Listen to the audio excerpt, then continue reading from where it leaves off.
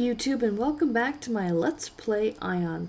So today's episode is going to focus on our lead Gunslinger here and her level 20 quest chain. It's going to be somewhat similar to the level 10 quest chain that she had to do for her ascension, where she talked to several Seers and kind of saw some of her future and things, and we actually have to go back and talk to all of them again for her level 20, and instead of ascending to Daevahood or another level of Daevahood or whatnot, she now is going to be able to equip something called a Stigma. And basically what the Stigma or Stigma Stone does is, apparently, according to the written history of the backstory in the game, is that these stigma contain the souls of dead Daevas. And so when you equip the various Stigma Stones, they imbue your character with an ability that normally you wouldn't have. So for example, you might get the ability of stealth that normally I think an assassin has. But if you equip the right stigma, you can get the stealth ability, that kind of thing. Apparently there's also some passive ones that allow you to equip weapons that you normally wouldn't for your class. So, you know, I'm sure that they come in really handy, especially when you're starting to get into the PvPvE and that kind of thing. But be that as it may, first we have to learn that ability, and in order to be able to equip Stigma, we have to go through this quest. So, first we're here at Munin's prison. No, I don't know why we don't just let him out of there. Is there a reason why he's in there? I don't remember. I know that the people in Pandemonium for some reason didn't like him and they imprisoned him here. But he's like literally the only prisoner left. The entire prison is abandoned and he's still in there. I kind of feel sorry for the poor guy. Alright, so we're back at Altaroon Crossing, back where we first started practically. We're flying all the way back to Aldel Village to talk to the first Seer, who, like, the first two are these, you know, ancient women who are like, you know, well, Old Crone would comes to mind to describe them. They're kind of grumpy. They're like, who the hell do you think you are, you young whippersnapper you? But then when they start seeing into your future with your level 10 Daeva quest, they're like, oh, apologies, you know, like, oh, you're a great Daeva, you know, and all of a sudden they start talking to you real nice again. It's like, okay. But then the third Seer is this, you know, young pretty thing. So it's kind of interesting that two of them are like, here, like I said, Old Crone comes to mind when you see these ladies. And this one's Erd, and the other one, they both look almost identical. I mean, I hazard a guess that they could be twins. So you know, obviously I kind of read through here, and I'm like, okay, now you've got to go talk to Verdani, or whatever like that. So she'll tell us some more. So we'll keep going through the various things. So now we've got to talk to her, and she's in the middle of Munihili Forest. And I'm butchering these names. I am butchering these names. I'm not very good at these names. I mean, this game was originally developed in Korea, South Korea, and obviously the US version has been all translated into English and everything, but some of the names that they come up with are like really hard to pronounce. Yes, Verdandi. Well, doesn't she look exactly like the other one? I mean, same clothes, same hairstyle, everything. So, alright, so we kind of read through that, and it's like, okay, she lives in the present tense, the other one lives in the past tense, and the final one lives in the future tense. So, and kind of keep going here with that, and now we're on our way to the final one. Yes, Skuld. Does not seem like a name suitable for someone like this, but be that as it may. So now we'll talk to her real quick.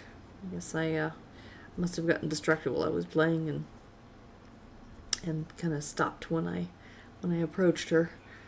But yeah, then she kind of reveals our future for us. As for Lumbra.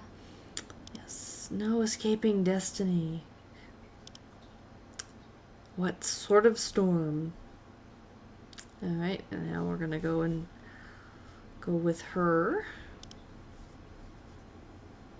And yes, and talk about the Stigma powers.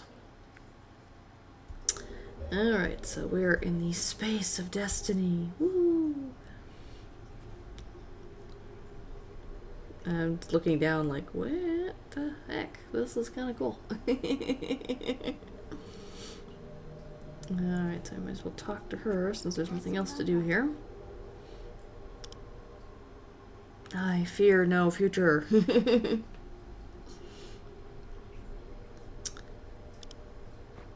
So let's see here. Yep, little cutscene. Disastrous future and witness Asmodee defeated by the Ilios. Yet this may not come to pass. The power to change destiny lies with you. If you hold Asmodee's fate in your hands, then Helion holds Alicia's fate in his. So you must defeat him. Only your victory will stop the fall of Asmodee and your doom. Oh yeah, so just put all that pressure on my shoulders, why don't you?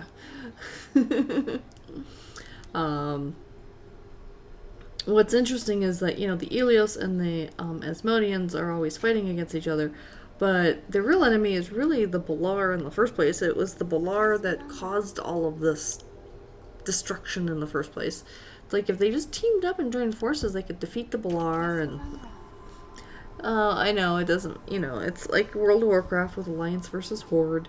If the two of them would just team up against each other, team up with each other, they could defeat the Twilight people and any other threat that came against Azeroth, but be that as it may, nope, they gotta fight against each other. So here's my first Stigma shard. Flame Cage. That's obviously one that I don't have, a skill I don't have now. What here? Okay, so stick that up there. I don't know if I ended up using it or not in the fight, but I now have it equipped.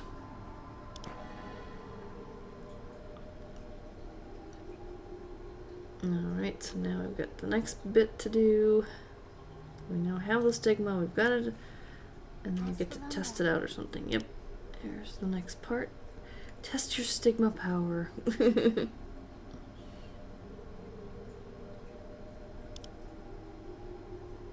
Okay. So now we have to defeat Helion, and he's in orange, and he's just attacking me, and I'm like, it took me a minute to react there. I think I wasn't paying that close attention to this until it started. But yeah, I know I did use the Stigma once, I think, but I didn't use it very much. I did more of the just shooting him with my guns. Once you defeat him, then you're transported back. He did a fair amount of damage to me. He was his name was in orange, so he was a bit above my my level of ability. And here you can see that I'm kind of like, because I'm fading in and out, it's like because my health is below 50%. And I'm just like, okay. Alright, so that basically finishes the majority of the quest chain there. And we're back with Munin, and we gotta report back in with him. And now we need to go back to, I think we have to go back to Pandemonium.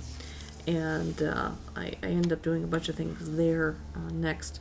And so that's something I will end up doing, I'll show with the next episode. Otherwise this would be a half-hour long episode, to be perfectly honest. There's just too much going on, so I ended up just cutting cutting out that footage for today, and I'll do that for next week instead. I am going to try and post a video next Monday, but just as a heads up to all of my viewers who, if you're loyal enough to watch to this part of the video, I am going in for oral surgery on Friday.